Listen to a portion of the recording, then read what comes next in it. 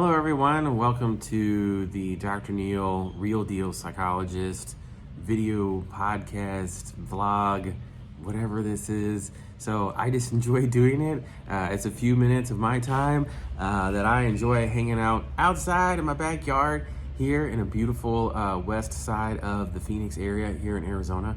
And so I hope that you get something out of this because I like doing this. I'm going to keep doing it. There's tons of people on the internet putting all kinds of stuff out there, so why not me? Hopefully this is beneficial to you as I continue these little short videos and give you some information and some tips. So I was thinking I'm going to bring together the last two things that we talked about. So we talked about being able to notice. So slow down, notice what you're thinking and feeling, and be less judgy about it. It just is what it is. I'm having this thought, I'm having this feeling. What is it saying to me? What does it have to offer to me? Is it a silly thought I just need to let it float on by? Or is this something significant I need to focus? And here's a pattern that I've developed. Now what can I do with this? And then we talked about how once we're noticing, well, what action do I want to take that takes me towards my values and goals instead of taking me away, that I'm getting hooked by those thoughts and feelings and drug away from or choosing to do things that avoid the actions that take me towards the values and the goals that I want to accomplish. So let me also just make a quick note here and reference and give credit to all of the acceptance and commitment therapy trainers and researchers out there. This values and goals towards and away actions comes from them. Stephen Hayes and all those that work with him, it's from them. This is where I learned this information. So I have a little visual presentation today. So values and goals, right? Situation, what things take us away, what things take us toward, right? In the situation, we have thoughts, feelings, people, setting, all kinds of things.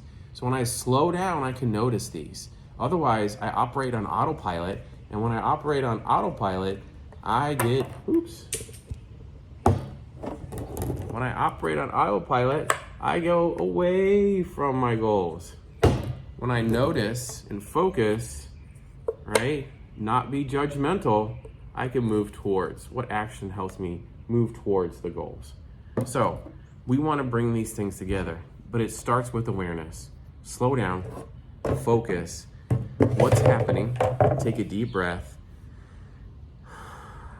This is what's going on for me. These are my thoughts. These are my feelings. They're neither good nor bad. Sometimes they have good information to tell me. Sometimes they're silly.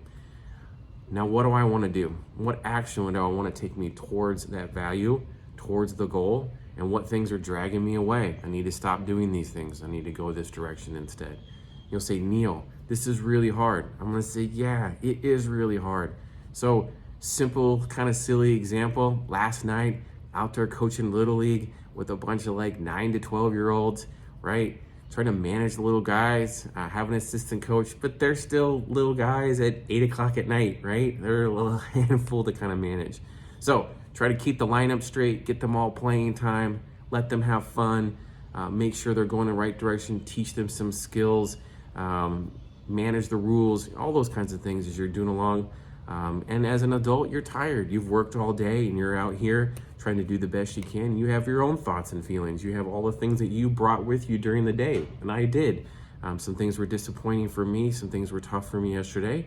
Nothing big, but I brought those along with me. And here I am out in the field with these kids, trying to help them have a good time. And they're tired from a long day at school. And we're trying to, be good and do well and have fun. So I'm managing the team. I'm kind of assigning them positions, and my own son is frustrated with me. He doesn't like the position that I put him in, and so I get frustrated as well. And so if I get hooked by that thought and feeling, and I don't slow down and pause, when I get frustrated, and we do, all of us do, and I've done numbers of times, we end up in that automatic action where I end up saying the thing that a lot of us say: look, this is what you need to do. You're part of the team. When you get older, you'll realize that it doesn't matter what you think and feel all the time. What matters is that you're part of the team and you do your job. So suck it up, get out there, make it happen. It's not about you, it's about the team. Great. Who am I talking to? Am I talking to my 10-year-old kid? and his frustration? Kinda. Or am I talking to 20-year-old, 30-year-old, 40-year-old Neil, or 46-year-old Neil now, who is having a hard time being a team player sometimes, who struggled with the roles that he had to play, who didn't like what he had to do and got frustrated and pouted and made a comment about that. And like, well, you just got to suck it up and get out there. Does that fix the problem? No. Does it help me move towards the value and goal that I have, that I want to be a loving father, a positive coach, a developer of young men? No, it doesn't. It just drags me away down that situation where I cause more frustration for him and for me. He's sad, I'm irritated. He goes out there and he's not focused. And he's not doing the best he can because he's frustrated and irritated with me, and not focused on the game. So slow down, pause. What do I want to accomplish here? I want to teach him to be a part of a team. I want to teach him to play a role. And I want to acknowledge that, hey, this is frustrating. We don't all like to do this. And that's what I tried to do. I don't know if I did it right, but I slowed down, said, I understand, guy.